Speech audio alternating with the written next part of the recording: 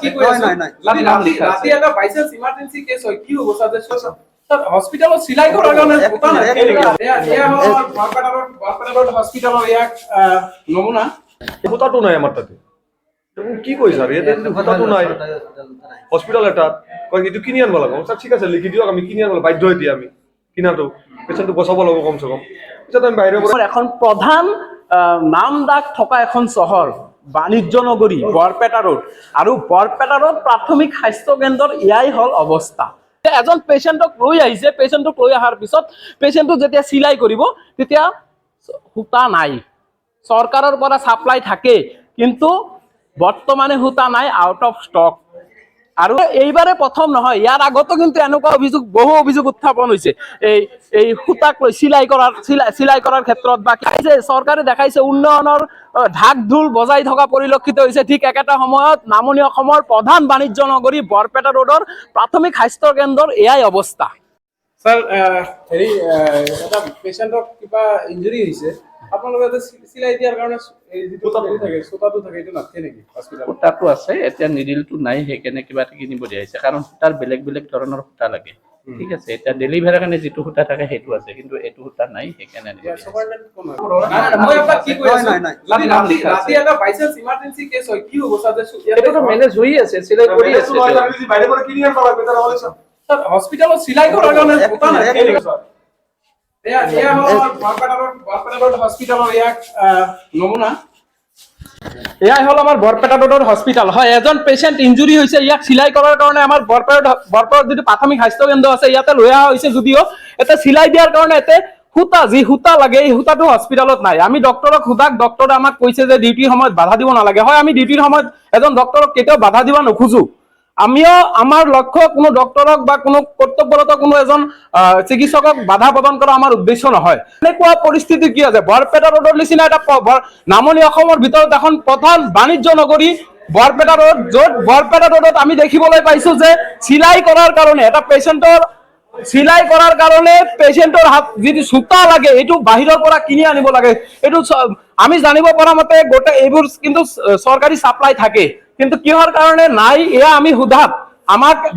চিকিৎসকজনে কৈছে যে আমাক যাতে কৰ্তব্যত বাধা প্ৰদান নকৰে আমি পুনৰ কৈছো কোনো কৰ্তব্যৰত চিকিৎসকক বাধা প্ৰদান কৰা আমাৰ উদ্দেশ্য নহয়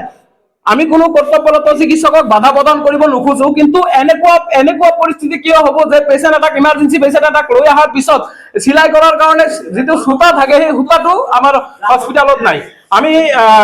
আজি কিছু কথা আৰু যি ভুক্তভোগী পেশেন্টজন আছে পেশেন্টৰ লগত আহা কিছুমান মানুহ আছে আমি তেখেতসকলৰ পৰা জানিবলৈ চেষ্টা কৰিম কি হৈছিল দাদা ঘটনাটো কি হৈছিল মানে পেশেন্টক আমি লৈ আহিলো এতে হস্পিটালত আনাৰ পিছত আমাক কৈছে কোনো নাছিল এতে ডক্টৰো নাছিল পিছত আমি ভিতৰৰ পৰা ডক্টৰখনক মাতি আনিলো স্যাৰ আমাৰ এনে পেশেন্ট আছে ইমাৰ্জেন্সি পেশেন্ট আছে তো কিবা এটা স্যাৰ সোনকালে পাৰে পেশেন্টটো অলপ এতিয়া স্যাৰে ক'লে যে ঠিক আছে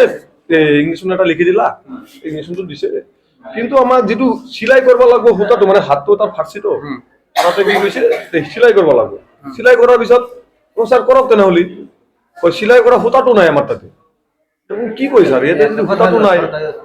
হসপিটাল এটা কয় কিন্তু কিনি আনব লাগব স্যার ঠিক আছে লিখি দিও আমি কিনি আনব বাধ্য হই দি আমি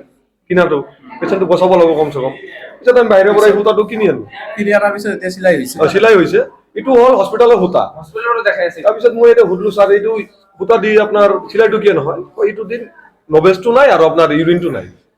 এটো মানে প্ৰেগন্যান্সি কাৰণ যেটো সিলাই হয় এটো সুতা দি সিলা হয় কিন্তু আপোনাৰ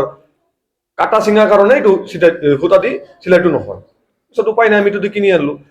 এতিয়া আমি বৰপেটাৰ বাহিৰ হৈ কেনে এটা মানে আহ্বান জনাইছো চৰকাৰক যে এইখিনি যদি ট্ৰিটমেন্ট যদি আমি বৰপেটাৰ হস্পিটালৰ পৰা নাপাও ক'ৰ পৰা পাম আগন্তুক দিনত এইটোৱে মোৰ আহ্বান যে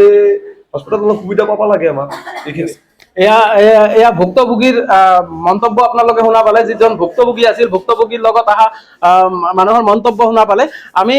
এয়া সঁচাকে এটা বৰ পৰিতাপৰ কথা যে অসমৰ ভিতৰত এটা প্ৰধান বাণিজ্য নগৰী বৰপেটা ৰোডৰ অৱস্থা হস্পিটালৰ বৰপেটা ৰোড প্ৰাথমিক স্বাস্থ্য কেন্দ্ৰৰ অৱস্থা এনেকুৱা য'ত এটা পেশেন্টৰ সিলাই কৰাৰ কাৰণে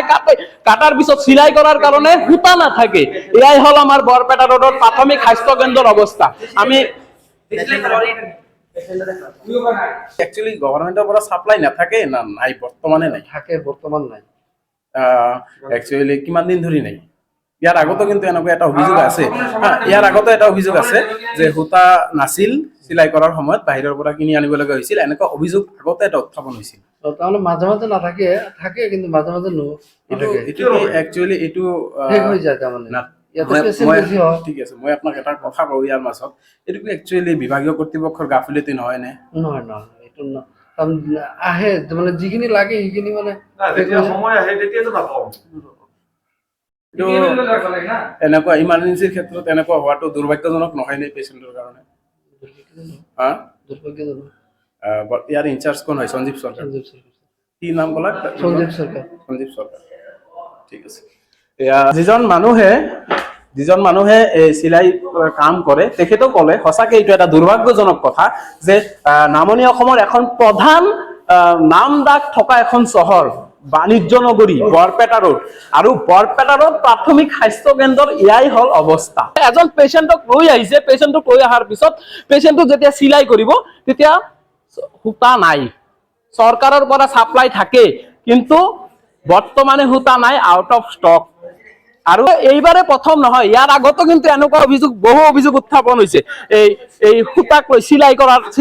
কৰাৰ ক্ষেত্ৰত, বা কেতিয়াবা ডক্তৰ নাথাকে বা কিবা কিবি অভিযোগ উত্থাপন হৈয়ে থাকে। এয়া কি হব যেতিয়া যি সময়ত দেখাইছে চৰকাৰে দেখাইছে উন্নয়নৰ ঢাক ঢোল বজাই থকা পৰিলক্ষিত হৈছে, ঠিক একেটা সময়ত নামনি অসমৰ প্ৰধান বাণিজ্য নগৰী বৰপেটা ৰোডৰ প্ৰাথমিক স্বাস্থ্য কেন্দ্ৰৰ এয়াই অৱস্থা।